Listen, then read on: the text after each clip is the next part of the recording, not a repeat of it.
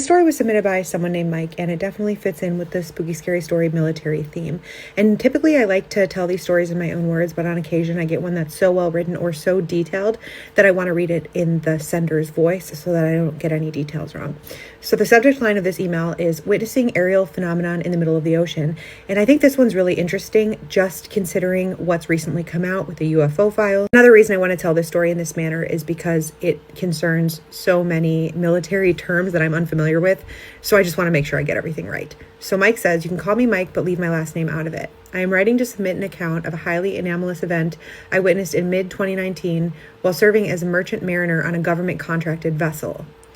Given the current discourse regarding unidentified aerial phenomena, which is also UAPs, and maritime safety, I believe my experience provides a significant data point regarding non-conventional flight characteristics observed at sea. Then he put operational context.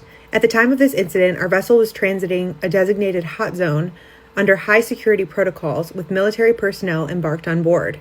We were maintaining a steady transit speed of approximately 35 knots.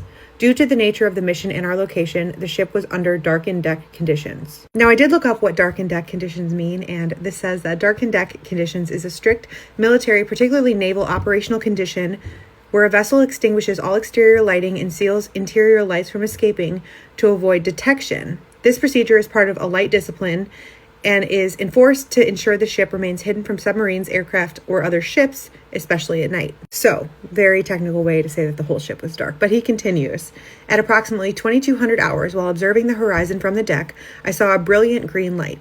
Not so bright to be super obvious, but a distinct green hue that you couldn't miss, positioned directly astern. Despite our high rate of speed, the object maintained a fixed station, keeping position with no visible means of propulsion and a total absence of acoustic signatures. No engine noise or rotor wash was detectable over the sound of the hull. Then he says, the object then displayed maneuvers that appear to defy conventional physics. These maneuvers included instantaneous acceleration. The light moved from the stern to the port side in a fraction of a second.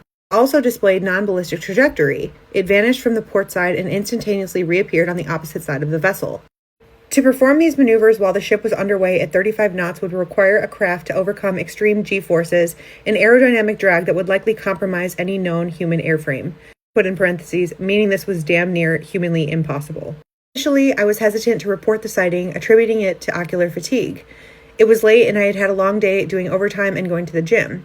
So even though uncommon for me, I chucked it off as me seeing things. However, days later, one day after work, I was talking shop with my roommate, who was an engine department watchstander, and told him what I saw, thinking I was going crazy. He then got up and grabbed me by both of my arms and said, "You saw that too."